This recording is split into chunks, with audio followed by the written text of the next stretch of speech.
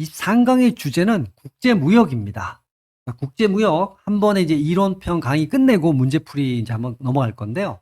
무역 이론의 변화, 이제 비교 이론부터 현대 무역 이론의 그 대표적인 걸 이제 핵심만 간략하게 보고요. 이번에서는 이 자유무역을 하면 즉 관세부가 이런 거 없이 어떤 효과가 있는지 살펴보고 이 자유무역하면 그냥 상당히 좋은데 그럼에도 불구하고 보호무역을 한단 말이에요. 그 이유가 뭐가 있을까? 그랬을 때 보호무역을 하면 다양한 정책 수단이 있는데 가장 대표적인 게 이제 관세부가 정부 보조금, 그다음에 이제 수입 할당제. 그랬을 때 이 자유무역과 비교를 한번 해볼 겁니다. 사회적으로는 벌써 안 좋아진다는 느낌이 오죠. 마지막은 이제 2차 세계대전이 끝나고 나서 미국을 중심으로 이 세계 자유무역의 흐름, 물론 2차 대전 이전엔 또 어땠는지 그렇게 해서 한번 요 국제무역 이론을 교양 수준에서 가볍게 한번 정리해 보겠습니다. 자, 첫 번째부터 가죠. 무역 이론인데 여러분이 이미 미시경제 할 때 비교 우위론 배우셨단 말이에요. 비교 우위라는 거. 그 리카르도라는 학자에 의해서 비교 우위론이 무역 이론의 출발이에요. 비교 우위에 있는 거를 수출하고 비교 열위에 있는 거를 수입해 이런 얘기잖아요. 그럼 비교 우위에 있다라는 게 기후비용이 더 낮은 재화, 그죠? 더 낮은 겁니다. 이미 공부했으니까 가볍게 보시죠. 뭐 비교 우위에 있고 이것을 전문화 내지는 특화해서 수출하라. 그러면 윈윈한다. 그러면 비교 우위를 가지고 오는 원인이 뭐가 있을까? 이 기후라는 원인도 있어요. 이거 굉장히 중요한 원인이죠. 뭐 예를 들어서 여러분 바나나 한다 그러면 열대지방이 더 비교 위에 있는 거 맞잖아요. 또 하나가 이제 기술 수준의 차이도 있을 수 있고 여기 이제 생산 요소 부전, 생산 요소 하면 여러분 대표적인 게 노동하고 자본이잖아요. 그러니까 이게 어느 게 더 맞느냐? 노동이 풍부하니까 노동의 가격은 쌀 거 아니에요. 그러면 거기에 비교 우위가 있는 거야. 그러면 개를 중심으로 제품을 그러니까 노동 집약적인 제품. 요걸 이제 우리가 핵시어 올린 모형에서 가볍게 바로 이어서 볼 겁니다. 핵시어 올린 정리를 볼 건데 그거는 이제 요걸 얘기하는 거예요. 요소 부전. 그러니까 어쨌든 크게 봤을 때 비교율을 가져오는 건 기후와 생산 요소 부전량, 그다음에 기술 요런 게 있다 정도를 좀 기억을 해 두실 필요가 있겠고요. 자, 이제 핵시 올린 정리, 핵시하고 올린이 비교유가 왜 발생해요 했더니 우리가 세 가지 봤잖아요. 기후, 기술, 요소 부존. 요소 부존 양이 바로 비교율을 결정하더라. 자, 그러면 요소 부존의 차이가 바로 그 얘기입니다. 노동 풍부국은 노동 집약적 상품에 비교 우위가 있다. 왜? 임금이 쌀 거니까. 그래서 얘를 수출해라. 그리고 자본 집약적인 상품은 수입해라. 만약에 자본이 많다. 그러면 자본 집약적 상품에 비교 우위가 있으니까 얘를 수출해. 그리고 노동 집약적인 건 거꾸로 수입하세요. 이게 핵심 올린 요소 부존 이론의 핵심적인 내용이에요. 노동이 많으세요? 거기에 비교유가 있어요. 그걸 수출하세요. 그런 제품을. 자본이 많으세요? 그러면 자본을 집약적으로 집어넣은 제품을 만들어서 수출하세요. 그 반대에 있는 건 수입하세요. 너무 간단하죠? 그래서 자, 이게 이제 핵심 올린 정리인데 이거를 레온티에프라는 학자가 미국에다가 적용한 거예요. 미국에다가. 근데 여러분은 이미 알고 있지만 미국은 자본 풍부국이에요. 그러니까 요소 부존 이론이 맞는가를 레온티프라는 학자가 미국에서 확인을 해본 거예요. 근데 미국은 어떤 나라냐? 자본이 풍부한 나라예요. 그러면 자본 집약적인 상품을 수출하고 노동 집약적인 상품을 수입해 오면 핵시 올린 정리에 맞는데 왜 역설이라 그랬겠어요? 반대로 되더라는 얘기예요. 미국은 자본이 풍부한데도 불구하고 자본 집약적 상품을 수입하는 거야. 노동 집약적 상품을 수출할 거꾸로 돼 있다는 얘기예요. 상충하는 결과. 완전히 반대로 돼 있어요. 그러니까 이게 궁금한 사람이 있었어. 왜 그렇지? Why? 여러분도 궁금하잖아요. Why? 이거를 버논이라는 사람이 이유를 설명을 해줘. 이게 이 버논의 제품 생애 주기 이론, 또 이 생애라는 말을 뭐 어떤 학자는 수명 주기 이론, 제품은 우리가 탄생해서 성장하고 늙어서 죽잖아요. 제품도 마찬가지라는 거예요. 근데 우리가 그 과정은 다 알 필요 없고 핵심은 이거예요. 버논의 제품 생애 주기 이론이 왜 나왔냐면 레온티에프의 역설을 왜 그런지를 설명하고 싶은 거예요. 그러니까 제품의 처음 최초 개발 국가는 독점 생산 단계. 최초 개발하면 1단계 얘네만 생산하잖아요. 그래서 선진국에서 후진국으로 수출이 되는 거야. 이렇게. 그런데 이 생산 기술이 시간이 지나면 확산이 돼서 모든 나라가 그 기술을 다 따라할 수 있잖아요. 그래서 대량 생산 단계에 들어가면 이때부터 중요한 건 생산 비용이 중요하단 말이에요. 그러니까 생산 비용이 낮은 후진국에서 선진국으로 수출된다. 그래. 그러면 미국은 어땠냐? 47년도에 이 레온티프 고 무렵인데 레온티프 역설이 발생한 게 요 미국은 47년도에 미국은 독점 생산 단계였다. 여기였다라는 거예요. 여기. 자, 그래서 독점 생산하다 보니까 숙련되고 기술 수준이 높은 노동자가 필요했다라는 거야. 그러니까 아주 하이테크 기술을 가진 노동자가 필요한 단계였다는 얘기야. 요때는 기술이 표준화되고 이렇게 널리 퍼진 단계가 아니기 때문에 소수의 아주 그냥 그러니까 그러니까 물론 얘네 미국의 노동 집약적 상품의 수출에서 이 노동이라는 건 굉장히 고도의 기술을 갖춘 노동을 얘기하는 거예요. 자, 그러기 때문에 숙련되고 기술 수준이 높은데 이 독점 단계에서는 그 노동 집약적 상품이 수출되더라. 그리고 대량 생산 단계인 자본 집약적 상품은 수입되고 있더라. 설명이 된 거죠. 그러니까 미국이 제품 생애에서 독점 생산 단계, 최초의 단계죠. 에 있었고, 그 당시에는 숙련 노동자가 굉장히 필요한 시점이었다. 초기 단계이기 때문에, 이렇게 확산이 되면 그냥 비숙련 노동자들도 다 적당히 만들 수 있는 단계로 갔다는 얘기예요. 대량 생산 단계니까 기계로 만들 수 있다는 거니까. 그렇죠? 근데 요 당시에는 대규모로 생산할 수 없어요. 그러니까 기계를 막 돌려서 할 수 없고 자동차로 얘기하면 다 한 사람 한 사람이 다 이렇게 이어붙여서 그러니까 사람의 힘으로 한 대를 만드는 단계란 얘기예요. 자동차가 개발됐다고 치고 그러니까 자동차를 만드는 고도의 숙련 경이 필요했던 시점이다. 뭐 이런 느낌입니다. 설명이 됐죠? 자, 그러면 이제 끝났냐 봤더니 지금까지는 전부 다 이 선진국과 후진국의 무역을 설명하는 데는 적당했어요. 선진국은 노동이 풍부해, 아니, 이제 자본이 풍부해, 후진국은 노동이 풍부해. 그러니까 노동 집약적인 건 후진국에서 선진국, 자본 집약적인 건 선진국에서 후진국. 아니, 그런데 왜 자본 풍부국인 미국이 노동 집약적인 상품을 수출했더니 번원이 제품 초기 단계여서 선진국에서 후진국으로 그렇게 노동 집약적인 상품이 수출된 거야. 그러니까 선후진국 간의 설명은 잘 된단 말이에요. 그런데 이제 유사한 산업 내 무역 이게 뭔 얘기냐면 예를 들어서 한번 봐보죠. 일본하고 한국을 한번 봐보자는 거예요. 이거 둘 다 선진국이에요. 그리고 또 하나 그러니까 선진국과 선진국의 무역은 설명이 잘 안 됐단 말이에요. 이걸 설명하는데 특히나 일본도 자동차를 만들어요. 한국도 자동차를 만들어. 근데 둘이 이제 무역을 한단 말이에요. 한국은 굳이 일본 자동차 수입할 필요 없잖아요. 근데 이게 바로 선진국 간 동일한 산업 제품, 자동차와 자동차 또는 유사한 산업. 그 무역 이유가 뭐냐? 이 일은 설명을 못 했단 말이에요. 그래서 그걸 설명하는 이론이 나왔는데 유사한 산업 내 무역 발생한 이유가 상품 차별화 때문이라는 거야. 일본 차와 한국 차는 뭔가 다르다라는 거야. 미국 차와 한국 차는 뭔가 다르다. 그래서 선진국과 선진국, 그다음에 유사한 산업, 동종 산업 간의 무역이 그래서 발생한다. 그 이유는 상품 차별화다. 그렇죠? 그래서 한국과 일본이 전자부품을 수입하고 완제품을 수출한다. 선진국과 선진국이죠.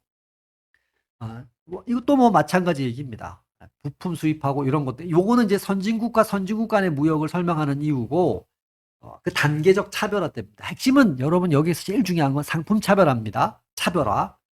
자, 그러면 이제 퀴즈 문제 하나 풀죠. 비교 우위를 가져오는 원인이 아닌 걸 골라라. 기후가 있었고 기술이 있었고 생산 요소 부존의 차이. 이게 바로 4번이 핵시 올린 정리였죠. 기회의 차이는 없었죠. 이런 문제. 가벼운 문제죠. 42번에 2번이 되죠. 퀴즈. 자, 산업 내 무역입니다. 같은 산업끼리 무역이 왜 발생하냐? 그 이유 한 단어로 쓰면 상품 차별화 때문이라는 거죠. 2번이 되겠죠. 오케이. 자, 이제 자유무역의 효과입니다. 자, 이제 자유무역을 하면 정부가 개입하지 않고 뭐가 좋아집니까? 이 얘기를 하는 거예요. 제가 관세 얘기할 때도 나오지만 너무 단순한 얘기예요. 여기가 이제 공급 곡선이 있고 수요 곡선이 있겠죠. 여기가 이제 가격이 있고 수요량입니다. 그러면 여기가 자유무역 이전, 무역 이전입니다. 무역 이전 국내 가격이 되는 거야. 그죠? 자, 지금부터 얘기할 건 뭐냐면 수입이 언제, 수입하는 건 외국에서 가지고 오는 거잖아요. 언제 발생하냐. 수입과 수출을 나눌 겁니다. 자, 수입은 여기 잘 봐보세요. 국제 가격이 국내 가격보다 싸야 돼. 즉, 무역 이전에 국내 가격이 1,000원이에요. 한 개당. 이렇게 형성돼 있었단 말이에요. 그러면 얘는 1,000원인데 얘는 500원인 거야. 이러면 수입을 하게 되죠. 그러니까 수입을 하면 가격선이 밑으로 내려갑니다. 이거는 500원. 이렇게 내려가는 거야. 수입했을 때 가격입니다. 국제 가격. 먼저 수입은 언제 발생하냐? 국제 가격이 쌀 때, 훨씬 국내 가격보다. 그죠? 쌀 때 이렇게 들어올 거예요. 그러면 수입을 하면 국내 공급 여러분 이제 이렇게 돼 버리면 가격이 내려가잖아요. 이렇게 내려가니까 국내 수요는 늘고 국내 공급업자, 이건 국내 공급입니다. 국내 공급업자는 생산량을 줄일 거예요. 이렇게. 그럼 여기가 초과 수요가 생기잖아요. 요 제가 지금 해치라인을 긋는 거 초과 수요인데 상관없어요. 요 초과 수요를 무역을 통해서 다 충당을 할 겁니다. 무역으로 다 충당이 돼요. 그러므로 소비자 잉여는 요 삼각형 큰 거 제가 지금 그리는 거 보이시죠? 여기까지가 소비자 잉여예요. 엄청나게 늘죠. 무역 이전에는 요 위에 삼각형이잖아요. 그러니까 소비자 잉여는 증가할 거예요. 당연하죠. 수입을 하면 국내 많이 공급돼요. 국내 가격 당연히 하락할 겁니다. 가격 하락하면 누가 좋아져요? 소비자가 좋아져요. 이만큼 증가해요. 그럼 생산자는 안 좋아지죠. 생산자 잉여는 이렇게 요만큼으로 줄 겁니다. 요만큼으로. 그러니까 요만큼이 다 소비자한테 가는 거예요. 소비자 잉여는 요만큼, 생산자 잉여는 요만큼. 그러면 사회에는 둘을 합한 거잖아요. 둘을 합한 거니까 이 삼각형 부분만큼 더 늘어난 거예요. 그래서 늘어난 소비자 잉여가 줄어든 생산자 잉여가 더 크죠. 이걸 다 소비자가 먹은 거예요. 사회 전체의 총 잉여는 증가하는 거죠. 그러니까 수입을 하면 한 놈만 줄어들어. 누가? 수입을 한다는 얘기는 가격이 떨어진다는 게 중요한 거죠. 국제 가격이 낮으니까. 그러면 생산자만 잉여가 줄고 소비자 늘어요. 근데 엄청 늘어요. 그래서 사회 전체 잉여가 늡니다. 수출한다라는 건 국제 가격이 국내 가격보다 비싸야 되는 겁니다. 그러면 국내 업자들은 국내에서 1,000원에 팔고 있었는데 미국에다 팔면 2,000원을 받는 거야. 그러면 수출을 이렇게 하겠죠? 2,000원을 받으니까 가격이 올라가요? 그러면 공급 곡선을 따라 공급은 이렇게 늘어납니다. 수요는 가격이 올라가니까 어떻게 돼요? 이렇게 줄죠. 이렇게. 근데 요만큼을 이제 갈 건데 결론만 얘기하면 이게 생산자 잉여가 되는 거고요. 다 팔 거니까 해외에다가. 요만큼이 소비자 잉여가 되는 거예요. 근데 전체 면적은 더 커지죠, 항상. 요 삼각형만큼이 더 커지죠. 그래서 소비자만 안 좋아지고 수출을 하면 국내 공급량은 줄 거 아니에요. 국내에 팔 거를 외국에다 팔아야 되니까. 그러니까 국내 입장에서 봐보면 가격이 더 올라갈 거예요. 국내 가격은 상승할 겁니다. 공급량이 수출로 빠져나가니까. 그러니까 가격이 올라간다라는 게 중요한 거예요. 그러면 소비자 잉여는 당연히 줄겠죠. 근데 생산자 쪽에서 봐보면 외국에 갔다가 판단 말이에요. 국내 가격도 올라가잖아요. 외국에도 팔고. 그러니까 가격이 올라가니까 생산자 잉여는 증가하는 거예요. 근데 늘어난 생산자 잉여가 그림에서도 보셨지만 훨씬 크죠? 사회 전체 잉여는 증가합니다. 완전히 반대죠. 언제 수출이 발생해요? 그거 기억해 두셔야 돼요. 국제 가격이 더 높을 때요. 그럼 수출을 하게 되면 국내 가격은 늘어납니다. 올라가야 돼요. 국내 공급량이 줄어드니까. 소비자 너무 싫어요. 생산자는 너무 좋아요. 근데 생산자 늘어나는 게 너무 커요. 사회 전체는 커요. 결론을 내면 이렇게 됩니다. 수출은 소비자 이득을 줄이는 거예요. 수입은 생산자 잉여를 줄입니다. 그 얘기는 반대로 수출은 생산자 잉여를 늘린다는 얘기죠. 수입은 소비자 이득을 늘린다는 얘기예요. 어쨌든 일어나 수입이든 수출이든 자유무역을 하면 수출 수입을 합해서 무역이라고 그러잖아요. 사회 전체의 잉여는 늘어납니다. 이득을 본다는 거예요. 이게 결론이에요. 그럼 여러분이 자유무역하면 너무 좋다라는 생각이 들잖아요. 사회 전체적으로 보면 무조건 수출을 하든 수입을 하든 무조건 넣으니까, 물론 수입을 하면 소비자가 좋고요. 수출을 하면 생산자가 좋은 거예요. 근데 둘 다 어떤 경우든 사회 전체 잉여가 늘어나니까 자유무역 하면 너무 좋아요. 자, 그런데 왜 자유무역을 반대하냐라는 거야. 그럼에도 불구하고 부무역을 하는 이유가 뭐냐라는 거예요. 가장 첫 번째 나오는 게 자국 산업 보호하는 거예요. 예를 들어서 여러분, 수입을 하면 소비자 좋죠. 근데 국내 생산이 중단될 수도 있잖아요. 그러면 그 국내 공장에 다니던 사람들은 실업자가 된단 말이에요. 그렇죠? 그래서 이런 거 실업 방지 목적으로 보호무역을 실시한다라는 거예요. 국내 산업. 특히나 미리 얘기를 한다 그러면 이 유치 산업 보호, 이것도 우리 앞쪽에서 이미 했는데, 미시경제일 때 발전 초기 단계 산업은 만약에 국가가 보호해 주지 않으면 얘네는 다 밟혀 죽어요. 외국 기업한테. 그러니까 자국 산업 보호, 유치 산업 보호. 자국 산업 보호에는 특히나 이 실업 방지와 연결되는 게 있다라는 거예요. 그렇죠? 산업 간 이동이 쉽지 않다라는 건, A 공장에서 실업자가 됐어요. 그러면 다른 분야로 넘어가는 게 쉽지 않죠. 훈련을 받아야 되잖아요. 이런 걸 우리가 뭐 구조적 실업 뭐 이런 것들 잠깐 만났는데, 자, 또 하나가 이 모든 나라가 주력 상품 수출이 있잖아요. 그러니까 그런데 기술이 진보했어. 우리나라가 반도체에 올인하고 있었다고 쳐요. 소수의 주력 상품 수출로 먹고 살고 있었잖아요. 그런데 이 기술 진보로 다른 나라에서도 반도체를 만들었어. 그럼 우리나라 수출품이 줄 거 아니에요. 그럼 우리나라 전체에 부가 준단 말이에요. 그럴 때 우리나라 이 주력 상품 수출하는 반도체 기업한테 정부가 보조금을 주고 막 이런 일을 한다라는 거예요. 네. 그런 거 보호하려고. 이것도 자국 산업 보호죠. 소수의 상품 생산 특화로, 이것도 비싼데 몇 개만 전문화해서 국민 경제 전체의 어려움을 야기할 수 있다. 만약에 우리나라 같은 경우에도 뭐 반도체 이런 게 굉장한 영향을 주잖아요. 요게 만약에 수출이 안 돼. 그러면 우리나라 전체 GDP에 엄청난 타격을 준단 말이에요.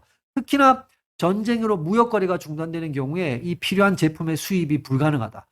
반도체에 필요한 자재들. 일본하고 이런 마찰이 좀 있었죠. 뭐 자동차 할 때, 전기장 할 때 배터리 같은 거 중국에서 원료 들어올 때 만약에 안 들어온다. 이러면 난리가 난다는 얘기예요. 이런 거가 불가능하기 때문에 이런 걸 국가 차원에서 보호를 좀 해줘야 된다. 뭐 이런 느낌으로 가볍게 보시면 됩니다. 유치산업이 있고, 또 하나는 이제 외국이 보복을 만약에 우리나라 기업한테 어떤 불합리한 정책을 취했어요. 그럴 때 보복. 한다. 이거 상호 이제 수입 억제 무역 정책 뭐 이런 거 한다는 거. 무역 전쟁을 한다는 얘기죠. 또는 이제 자유무역으로 손해를 보는 일부 집단 보호, 이거 아주 나쁜 건데, 자유무역을 했다 그러면, 근데 나쁜 거라기보다는 조금 그런데 뭐가 좀 있을 수 있냐면, 자유무역을 하면 예를 들어서 여러분 농산물 같은 거 한번 생각해 보면, 농산물 하면 우리나라는 규모의 경제가 안 되기 때문에 뭐 아르헨티나 이런 대규모로 농장으로 우크라이나 이런 데서 만드는 건 되게 싸게 들어온단 말이에요. 그럼 한국 쌀을 재배하는 농민들은 당연히 어떻게 할 방법이 없잖아요. 근데 이 쌀 같은 거는 이제 특히나 이 안보 차원에서 너무 중요하단 말이에요. 일부 집단이긴 하지만 안보 차원에 걸려 있다. 나쁘다고는 볼 수 없어요. 그러면 이 농민들한테 보조금을 주고 지지를 좀 해줘야 된다는 얘기죠. 그러니까 이건 뭐 굳이 외울 건 없고요. 아, 여러 가지 이유가 있구나. 이해 정도 하시면 됩니다. 자, 그렇다면 이제 보호무역을 이제 하는 이유를 알았어요. 자유무역이 좋음에도 불구하고. 그러면 어떤 수단을 쓰느냐. 그 수단을 보고, 또 하나는 그럴 때 자유무역과 어떤 차이가 있냐. 자유무역보다는 당연히 잉여가 줄어들 겁니다. 요거 이제 그 전에 그거 한번 풀죠. 자유무역입니다. 거리가 먼 것. 수입이 발생했다면 외국에서 사왔어요. 그 얘기가 뭘까요? 국제 가격이 국내 가격보다 낮다는 얘기죠. 이거는 뭐 정확하게 맞는 얘기죠. 낮으니까 수입해 온 거야. 수출하면은 소비자 잉여는 안 좋죠. 수출하면 국내 생산량이 줄어드니까, 파는 양이, 국내 가격이 올라갈 거예요. 당연히. 수입의 경우에는 싼 외국계 들어오니까 국내 생산업자가 굉장히 불리하죠. 이거 뭐 44번에 3번은 무조건 틀렸죠. 수입하면 생산자가 불리합니다. 증가하는 게 아니라 증가자를 감소로 바꿔줘야 되겠죠. 수출 수입 모두 총잉여, 사회적 잉여죠. 이 총잉여라는 건, 사회적 잉여는 무조건 증가하죠. 그리고 확인했습니다. 그래서 이 퀴즈 44번 같은 건 자유무역의 전반적인 결론, 전반적인 내용, 이걸 묻는 거죠. 아주 중요한 정리라고 볼 수 있죠. 문제풀이에서도 연습해서 한번 또 풀어보겠지만, 44번에는 그래서 3번이 되겠습니다. 이제 그러면 보호무역을 해야 될 이유를 봤어요. 수단을 볼 건데 관세를 매기는 거예요. 자, 여기 뭐 복잡한 내용이 있는데 쉽게 갈 수 있습니다. 요게 이제 당연히 여기가 이제 공급이죠. 여기가 이제 수요고, 여기가 수지금 가격일 거 아니에요. 무역 이전에 국내 가격이 여기 있었다라고 하는 겁니다. 자, 그러면 자유무역에 의해서 가격이 이제 수입을 한 거죠. 여기는 이제 수입한 거예요. 그러면 국제 가격이 싸니까 여기에 들어왔을 거란 말이에요. 요렇게 요거를 이제 좀 연장해서 봐보면 여러분 이제 소비자 잉여는 여기까지가 소비자 잉여고 생산자 잉여는 줄어들죠. 여기 요만큼이 생산자 잉여로 이제 줄어들 건데, 자, 그런데 여기 자유무역에 예를 들어서 1,000원 했는데요. 국제 가격이 500원에 돼서 이렇게 내려왔습니다. 이건 자유무역에 잠깐 보셨고요. 자, 여기에 대해서 보호무역을 하기 위해서 국내 업자들의 잉여가 줄잖아요. 관세를 부과한 거야. 요만큼. 200원의 관세를 부과했어요. 그러면 국내에서 700원에 팔아야 돼요. 어떤 일이 벌어질 것이냐? 가격이 올라갔죠? 그러면 여러분이 천천히 한번 생각해 보시면 여기 부분에서 제가 A, B, C, D 이렇게 나타났는데 이렇게 가격이 올라가니까 요 부분은 요 700원에서 보셔야 되는 겁니다. 근데 원래 얼마큼이냐면 다시 한번 소비자잉여 하면 예를 들었게요. 소비자잉여가 자유무역을 하면 제가 지금 삼각형 긋고 있는 거 따라오세요. 이만큼이었죠. 그런데 가격이 700원 되니까 요 위에가 소비자잉여예요.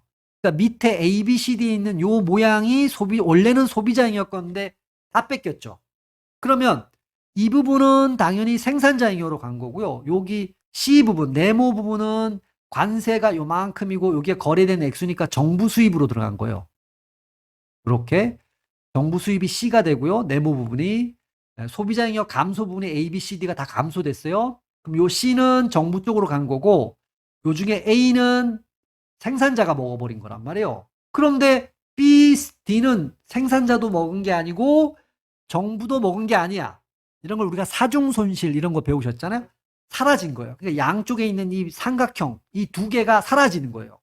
그러니까 전체적으로 자유무역일 때보다는 요 BD는 사라졌기 때문에 BD만큼 후생이 감소하는 거야. 요점은 이거죠. 관세 부과하면 누구만 좋아지냐면 정부하고 생산자만 좋아지는 거야. 정부 수입 생겨요. 생산자 잉여 증가해요.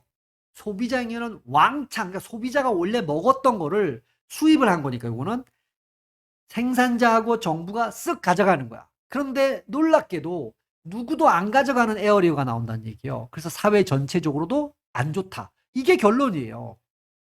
여기 보면 수입제와 수입이 나오죠. 세금을 부과해요. 관세 부과하면 국내 가격이 200원 더 올라갔죠. 수입품 수요량이 감소할 거예요. 수요가 줄어드니까 소비자 잉여는 줍니다. 대기업들은 국내 기업들은 좋아져요. 가격이 올라가니까 외국 수입 제품과 경쟁력이 생기잖아요.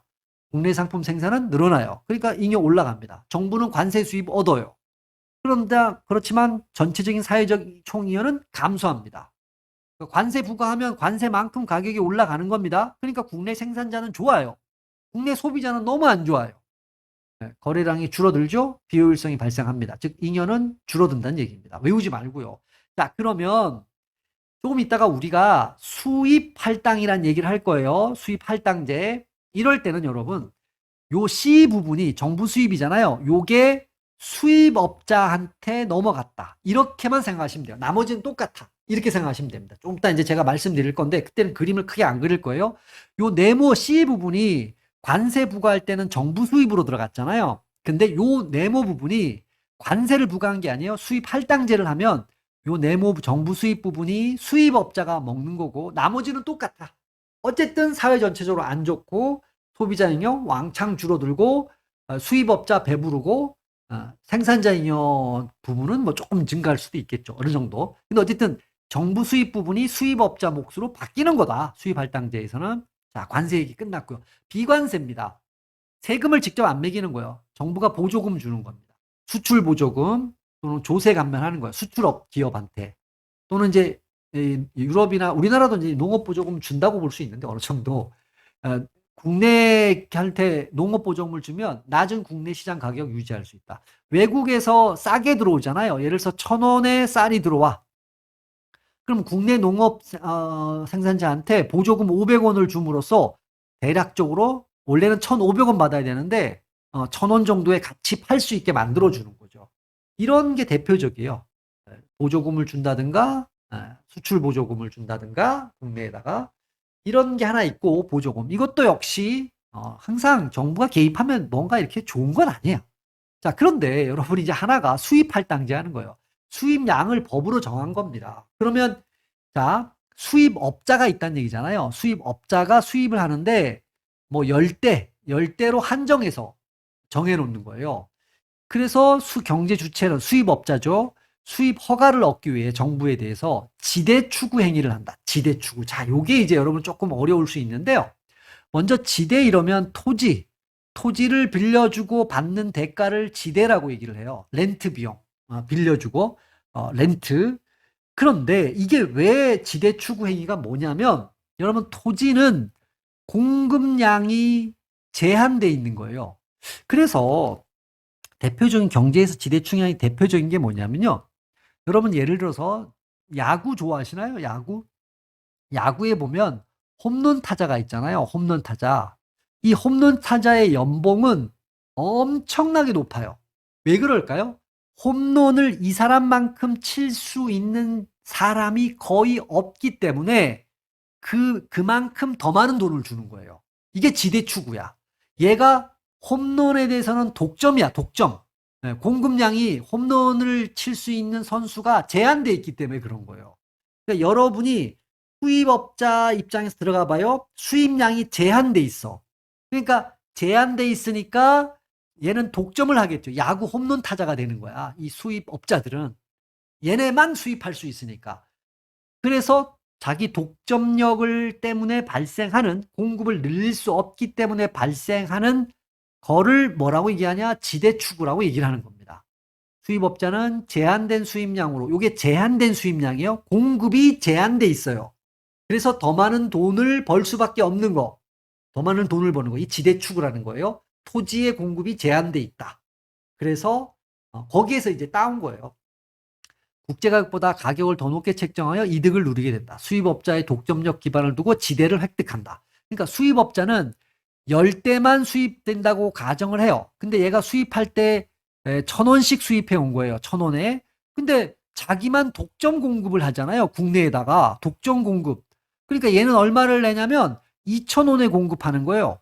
이 1,000원어치가 바로 지대 추구를 한 거예요. 지대를 획득한 겁니다. 독점력에 기반해서 더 많은 돈을 버는 거. 자, 이해되셨죠? 그러니까 수입 할당을 하게 되면 이 수입업자가, 원래는 정부가 가격은 올라가는 건 똑같아. 관세 부과할 때나. 국내 가격 올라갑니다. 그대로 1,000원에 가격 하는 게 아니라 수입업자가 지대 추구를 해서 2,000원에다가 공급을 해주니까 관세 부과할 때와 마찬가지로 올라가. 다만, 그렇게 생긴 수입을 정부가 가져가는 게 아니라 이 수입업자가 가져가는 거죠. 어쨌든 가격은 상승하고 거래량, 소비량이 줄겠죠. 가격이 올라가니까. 그래서 나머지는 똑같아요. 관세 부과랑 똑같은데 이 수입업자가 지대를 획득한다. 그래서 정부 수입을 지들이 다 먹는다. 요것만 다른 거예요. 사회적으로 당연히 비효율적입니다. 자, 이제 2차 대전 이후에 자유무역이 어떻게 되는지 하면 2차 대전 이전부터 봐보죠. 대표적으로 이제 독일은 19세기 말에 가서 통일이 됐는데요. 여러 나라로 이제 뭐 대표적인 나라가 프로이센이죠. 거기에 유명한 게 비스마르크 제상도 있었고 그렇잖아요. 이 독일이 관세 동맹을 맺습니다. 그래서 여기에 참여한, 그러니까 이렇게 여러 나라로 지금도 연방이잖아요. 이 독일은 이렇게 나눠져 있었는데 여기에 참여한 국가들이 있을 거 아니에요. 걔네 사이에는 아예 관세가 없고 만약에 외국 A라는 나라에서 수입한다 그러면 모든 이 참여국 회원국에서 동일한 관세. 그러니까 여기에 이제 뭐 A, B, C, D, E가 있다고 치면 지들끼리 할 때는 관세 아예 없고 요 회원국 밖에서 어떤 수입품이 들어올 때는 모든 나라에서 동일한 관세를 부과해서 마치 하나의 시장처럼 만드는 게 독일의 관세 동맹이에요. 이제 1차, 2차 세계대전이 끝나면서 이제 협력이 중요하구나 이런 걸 알았고 대구 29년에 대공황이 있으면서 고립주의, 많은 나라들이 이제 고립주의 합니다. 그래서 세계 경제 침체가 많이 발생하니까 이제 끝나고, 여기는 별로 중요한 얘기는 아니고, 이제 2차 대전이 끝나고 패권을 잡은 나라가 미국이잖아요. 미국도 사실은 이 패권 잡기 전에는 고립주의 해요. 자기네 나라 보호무역 한다는 얘기예요. 패권 잡고 나면 영국도 그렇고 미국도 그렇고 항상 자유무역 하는 거예요. 미국이 패권을 잡고 패권을 잡았으면 이제 뭘 얘기를 해야 돼요? 자유무역 합시다. 그래서 하려고 했던 게 가트 체제예요. 이 가트 체제가 미국의 승인이 안 나서 협정문으로 있다가 나중에 이제 95년에 WTO 체제되고, WTO 체제를 미국이 한다는데 사람 국가 회원국들이 미국 말을 안 들어. 그래서 이제 FTA, 다자가 이제 개별주의로 이렇게 변화를 가는 거죠. 그 흐름을 좀 보면 가트를 미국이 2차 대전에 이제 만들려고 그랬어요. 제너럴 어그리먼트, 일반 협정이라는 얘기고, 타리프 앤 트레이드니까 관세와 무역에 관한 일반 협정, 이런 건데, 그러니까 관세를 낮추겠다는 얘기죠. 관세를 부과하지 않아야 된다는 얘기가, 관세를 낮추려고 노력을 한 거예요. 그러나 다만 예외가 있었어요. 농산물 같은 거, 특히나 저개발국은 보호 관세를 인정해 줬어요. 좀 예외들이에요. 예, 선진국끼리는 이제 안 그랬지만. 그런데 이 가트가 하나의 문서로 돼 있었는데, 미국에서 이걸 가지고 이제 ITO라는 기구를 만들려고 그러는데, 미국에서 지들이 제안하고 지들이 승인을 안 했어. 그래서 요게 무산되고, 요거는 일종의 협정문만 있는 거예요. 그래서 여기저기 떠돌아다니면서 회의를 해. 이렇게 테이블에서. 그래서 이게 라운드라는 거예요. 뭐 케네디 라운드, 도쿄 라운드, 무슨 라운드. 그러면 도쿄에 모여갖고 뭐 이렇게 회의를 했다는 얘기예요. 어쨌든 여러 가지 라운드를 했는데, 핵심은 뭐예요? 관세를 좀 낮춘다. 이렇게 예외가 있었던 거예요. 마지막으로 했던 게 우루과이에서 했던 거죠. 우루과이 라운드. 농산물 예외 조항, 저개발국 우대 정책, 이런 걸 했었잖아요. 이런 것들을 좀 완화시키고 서비스 부분에서도 자유무역을 합시다. 어쨌든 자유무역. 그래서 이 우루과이 라운드를 출발점으로 해서 생긴 게, 발생한 게 이제 WTO. 이건 아예 기구가 있어요. 오거니제이션이니까. 자, 그래서 제도적 장치가 다 무역 분쟁에 대한 법률, 제도 장치가 그 아트 체제에서는 그런 제도적 장치가 미흡했는데, WTO는 제도 장치가 있었다라는 거예요. 근데 이제 뭐 농업 부분, 특히 우리가 농업 보조금 이런 데서 선진국과 후진국 막 간에, 또는 국가 간의 차이가 많이, 트러블이 생긴 거예요. 입장 차이가 많이 있었다라는 거예요. 그래서 에이, 이러면 말을 안 듣네? 1대1로 합시다. 그러니까 WTO나 가트는 다자간이에요. 그러니까 여기 여러 나라가 한꺼번에 모여서 하는 건데, 미국 서로 의견이 조율이 안 되는 거야. 그래서 미국 중심으로 FTA, 프리 트레이드 어그리먼트. 그러니까 이거는 1대1이에요. 그러니까 우리 예를 들어서 미국과 한국 간에 FTA를 맺는다. 자유무역 하는 거죠. 어쨌든 가트나 WTO나 FTA의 공통점은 뭐냐면 자유무역을 확대하겠다라는 거예요. 자유무역. 이런 노력이 있었다.